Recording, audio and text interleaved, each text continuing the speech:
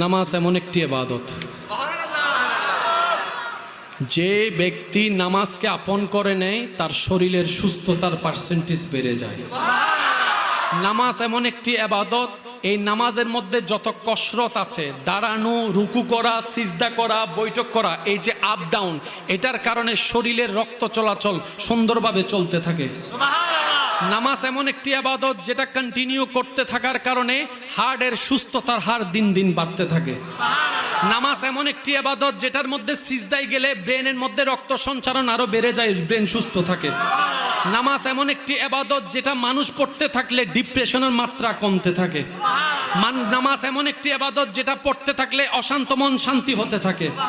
নামাজ এমন একটি ইবাদত যেটার মধ্যে আস-সালাতু মেরাজুল মুমিনিন, মওলা দয়া করলে এই নামাজ বান্দার জন্য মেরাজও হয়ে যেতে পারে। নামাজ এমন একটি ইবাদত যেটা আপনাকে জান্নাতের দরজা পর্যন্ত পৌঁছায় দিবে। নামাজ এমন একটি ইবাদত যেটাকে আপনি কন্টিনিউ করতে জানলে এলাকার মানুষের কাছে আপনার সম্মান পাত্র হয়ে আপনার সম্মান বাড়তে থাকবে। নামাজ এমন একটি ইবাদত যেটা আপনি ঘরের মধ্যে পড়তে থাকলে ঘরের মধ্যে রহমত আসতে শুরু করবে। সুবহানাল্লাহ। নামাজ এমন একটি ইবাদত যেটা আপনি কন্টিনিউ করতে জানলে আপনার ছোটরা আপনাকে সম্মান করবে, আপনার বড়রা আপনাকে স্নেহ করবে, এলাকার মানুষের অন্তরে আপনার প্রতি শ্রদ্ধা সম্মান বাড়তে থাকবে। বলেন, নিজেকে এমন ভাবে দামি বানান আপনার সাথে যেটা লাগবে সেটাও যেন দামি হয়ে যায়। এটা না দামি, নিজেকে দামি বানানোর যতগুলা মাধ্যম আছে তার মধ্যে একটা উত্তম মাধ্যমের নাম নামাজ। আমরা দামি বানাচ্ছি পালসারের আওয়াজ দিয়ে, আমরা দামি বানাচ্ছি প্রাডো গাড়ি দিয়ে, আমরা দামি বানাচ্ছি ল্যান্ড ক্রুইজার দিয়ে, আমরা নিজেদের দাম প্রকাশ করছি ফ্যাক্টরি দিয়ে, আমরা নিজেদের দাম প্রকাশ করছি সার্টিফিকেট দিয়ে। আরে যে শিক্ষায় কোনো অহংকার থাকতে নাই আমাদের মধ্যে, মাথায় এখন কেউ যদি চিটাং ইউনিভার্সিটির ছাত্র হয় তার বাবা আলাদা, ঢাকা ইউনিভার্সিটির ছাত্র হলে বাবা আরো বেশি আলাদা, যদি অক্সফোর্ড ইউনিভার্সিটির ছাত্র হয় তাহলে পা তো মাটিতেও পড়ে না, আল আজহার ইউনিভার্সিটির ছাত্র হলে তাও মাথা অনেক উপরে থাকে। আমরা বাপদরি ওগুলাকে দিয়ে নয় দামি, এটা নয়, নিজেকে এমন ভাবে দামি বানান আপনার সাথে যেটা লাগবে সেটাও যেন দামি হয়ে যায়। এটা না দামি। আমি কি কোনো কথা ভুল বলেছি ভাইয়া? নিজেকে দামি বানানোর যতগুলা মাধ্যম আছে তার মধ্যে একটা উত্তম মাধ্যমের নাম নামাজ। আপনি নামাজের সাথে লেগে থাকেন, নামাজ আপনাকে দামি বানায় দিবে। আমি কেমনে বুঝাই? মনে করেন কেউ একজন এখানে মোবাইল চুরি হয়েছে। কি চুরি হয়েছে? মোবাইল। তো মোবাইল যখন চুরি হয়েছে, মোবাইল যার হারাইছে তার কি আর মাথা ঠিক আছে? ধরতে ধরতে এমন একজনকে ধরে ফেলছে যে 5 ওয়াক্তে মসজিদে নামাজ পড়ে। আপনি দেখার সাথে সাথে কি বলবেন? সে অনুমান করে একজনকে ধরছে যে 5 ওয়াক্ত নামাজ এশা সমিয়া নামাজ জামে মসজিদে পড়ে। আপনি দেখে কি বলবেন? আরো ধৈর্য স্যার, তুমি বেড়ে চোরো না, ফিটুন দে ধরি 5 ওয়াক্ত নামাজত প্রথম হাত আমি দিতে দিয়ে দে। এবার সেই নামাজে আপনাকে জিজ্ঞেস করলো, আমি কি তোমার আত্মীয়? না। আমি কি তোমার বন্ধু? না। আমি কি তোমাকে চা খাওয়াইছি? না। তো তুমি আমার পক্ষ নিলা কেন? তোমার নামাজ, সুবহানাল্লাহ বলেন না, তোমার মসজিদে আসাটা, তোমার ভদ্র থাকাটা, তোমার চোখ নিচে থাকাটা, তোমার নম্রতা, তোমার উত্তম চরিত্র আজকে বন্ধন না থাকার পরেও তোমার পক্ষে কথা বলতে আমাকে বাধ্য করে দিয়েছে। সুবহানাল্লাহ। এটার নাম ইসলাম। ভাইয়া জোরে বলেন, এটার নাম কি? ইসলাম। এটার নাম কি? এবার নামাজের মধ্যে আপনি হাত বাঁধি, আমরা হাত বাঁধার পরে চোখ কোন দিকে? ডান দিকে, বাম দিকে, উপর দিকে না নিচের দিকে? জোরে বলতে হবে কোন দিকে। এবার চক্ষু ডাক্তার বলে যখন নামাজি নামাজ পড়ে চোখ যখন এক জায়গার মধ্যে স্থির করে রাখে এটা চোখের ব্যায়াম হয়ে যায়। কিভাবে হয়? যখন দাঁড়িয়ে থাকি চোখ এক জায়গায়, রুকুতে গেলে চোখ আরেক জায়গায়, সিজদায় গেলে চোখ এক জায়গায়, বসলে চোখ এক জায়গায়, সালামে এক জায়গায়, ওই সালামে আরেক জায়গায়, মুনাজাতের দোয়ার সময় চোখ এক জায়গায়। এই যে চোখের ব্যায়াম নামাজের মধ্যে হয়। তো সময় যেহেতু সংক্ষিপ্ত আমি খুব দ্রুত গতিতে বলে যাব। আশা করি সুবহানাল্লাহর নিয়ামত অর্জন করতে কেউ দ্বিধাবোধ করবেন না। দেখি কেমনে করে বলবেন, একটু বলেন তো দেখি। সুবহানাল্লাহ। শেষ ভালো যার, জোরে বলেন, শেষ ভালো যার। এবার আমি বলছি, আমার ভাইয়েরা একটা আওয়াজ দিবেন। নামাজ এমন একটি ইবাদত, যে ব্যক্তি নামাজকে আপন করে নেয় তার শরীরের সুস্থতার পার্সেন্টেজ বেড়ে যায়। নামাজ এমন একটি ইবাদত, এই নামাজের মধ্যে যত কসরত আছে, দাঁড়ানো, রুকু করা, সিজদা করা, বৈঠক করা, এই যে আপ ডাউন, এটার কারণে শরীরের রক্ত চলাচল সুন্দরভাবে চলতে থাকে। নামাজ এমন একটি ইবাদত যেটা কন্টিনিউ করতে থাকার কারণে হার্টের সুস্থতার হার দিন দিন বাড়তে থাকে।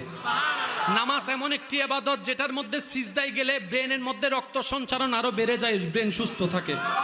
নামাজ এমন একটি ইবাদত যেটা মানুষ পড়তে থাকলে ডিপ্রেশনের মাত্রা কমতে থাকে। নামাজ এমন একটি ইবাদত যেটা পড়তে থাকলে অশান্ত মন শান্তি হতে থাকে। নামাজ এমন একটি ইবাদত যেটার মধ্যে আস-সালাতু মেরাজুল মুমিনিন, মওলা দয়া করলে এই নামাজ বান্দার জন্য মেরাজও হয়ে যেতে পারে। নামাজ এমন একটি ইবাদত যেটা আপনাকে জান্নাতের দরজা পর্যন্ত পৌঁছায় দিবে। নামাজ এমন একটি ইবাদত যেটাকে আপনি কন্টিনিউ করতে জানলে এলাকার মানুষের কাছে আপনার সম্মান পাত্র হয়ে আপনার সম্মান বাড়তে থাকবে।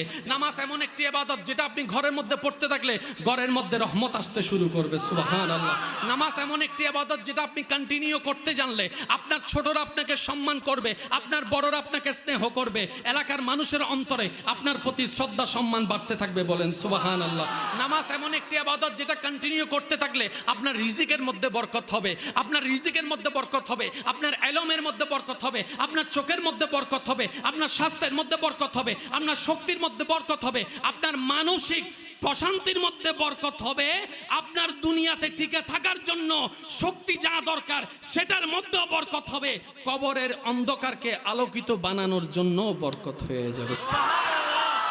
এবার বলেন নামাজের মধ্যে কি একটা লাভ নাকি হাজারটা? হাজারটা। ভাই একটু জোরে বলেন, একটা লাভ না হাজারটা?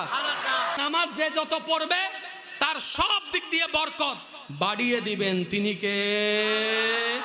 আর একটু জোরে বলেন তিনি কে? এবার বলেন যারা নামাজ পড়ে সব সময় তারা রাস্তার মধ্যে ইফটিজিং করতে পারে না? তাহলে নামাজ আপনাকে ইফটিজিং এর মতো গুনাহ থেকে বাঁচাই দিছে। সুবহানাল্লাহ জোরে বলেন না। যারা সব সময় নামাজ পড়ে মাথায় টুপি থাকে সে কি বড়দের সাথে বেয়াদবি করতে পারে? তাহলে নামাজ আপনাকে বেয়াদবি থেকে বাঁচাই দিয়েছে। আপনি একটু আওয়াজ দিয়ে বলতে হবে, যারা নামাজ পড়ে সচরাচর সব জায়গায় নামাজ পড়ে তারা রাস্তায় দাঁড়ায় সবার সামনে নেশা সিগারেট খেতে পারবে? লজ্জাবোধ কাজ করবে। তাহলে এই নামাজ আপনাকে সবার সামনে অভদ্র হওয়া থেকে বাঁচিয়ে দিয়েছে। রাস্তা দিয়ে একটা মেয়ে যাচ্ছে, সবাই সুন্দরী মেয়ের দিকে তাকাচ্ছে, কিন্তু আপনি নামাজ পড়ে বের হয়েছেন, শুনেছেন এই জায়গায় সুন্দরী মেয়ে আছে, আপনার মন চাইলো আপনার পা কখনো চলবে না, কারণ আপনি নামাজ পড়ে এসেছেন। তাই তো আল্লাহ পাক বলেছেন ইন্নাস সালাতা তানহা আনিল ফাহশায়ে ওয়াল মুনকার। ও আমার বান্দারা, জাহান্নামে যাওয়ার জন্য গুনাহ দরকার, আর গুনার বড় হাতিয়ার হচ্ছে লজ্জাশীলতা হারিয়ে যাওয়া, অভদ্র হয়ে যাওয়া, অশ্লীল হয়ে যাওয়া। তুমি নামাজকে ধরে রাখো, এই নামাজ তোমার ভিতরে তোমার উপরে লজ্জাশীলতার পোশাক পরিয়ে দিবে, পাপ কাজ থেকে দূরে নিয়ে যাবে। সুবহানাল্লাহ। এবার বলেন ইনশাআল্লাহ আমরা কালকে থেকে নামাজ না ছাড়ার চেষ্টা করব ইনশাআল্লাহ। আমি কথাটা কিন্তু একটু ঘুরেই বলেছি, হয়তো খেয়াল করেছেন কিনা জানি। আমি কিন্তু এটা বলি না কালকে থেকে আমরা নামাজ পড়বো, আমি কিন্তু কথাটা বলি না, কারণ এই ওয়াদা অনেক সময় মিস হয়ে যেতে পারে। একবার মিস হয়ে গেলে শয়তানে হবুদে একবার তো মিস হয়ে গিয়ে আর কেন গরিবি নবাস শোনা। তাহলে আমি কথাটাকে ঘুরেই বললাম কি, কালকে থেকে আমরা নামাজ না ছাড়ার চেষ্টা করব। বলেন ইনশাআল্লাহ। কারা কারা এই চেষ্টা করতে পারবেন একটু দুই হাত তুলে দেখেন। আল্লাহু আকবার, আল্লাহু আকবার। একটা তাকবীর দেন তো।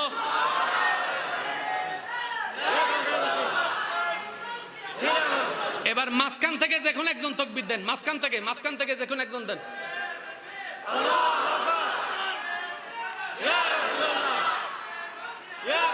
শরীরের মধ্যে একটা ঈমানি জোশ আসছে না? এই জোশটারে দিয়ে শয়তানের সুযোগ জুতা দিয়ে ফিরবেন। আপনি আমারে বলবেন ভাইয়া আমি তো ফিরতে চাই, তারা খুঁজতেছি অনেক দিন ধরে, ফাইলে না ফিরতাম। আমি বললাম যে আল্লাহ পাক যেখানে বলেছেন আদুউম মুবিন, গোপন শত্রু নয় প্রকাশ্য শত্রু, সে জায়গায় আপনার কাছে শয়তান গোপন থাকার কোনো প্রশ্ন থাকতে পারে? আপনি শুধু একটু চালাকি করলে বের করতে পারবেন। ভাই আপনাদের আমি 5টা মিনিট সময় নিচ্ছি, কষ্ট নিয়েন না। হ্যাঁ হদু না হদু যাইতে গো হদ দেছে, আর 5 মিনিট গড়লে ওনারা হনো কষ্ট পাইবেন না ভাই। আচ্ছা ওনারা তানামি দিব খুনই না নয় তো, বোধ খুনোর সময় যে মামলা ওসিবে কি আছে না, জোর হন না ওসিবে আছে না, ওসিবে তো গিয়ে গুই আরেক জায়গা।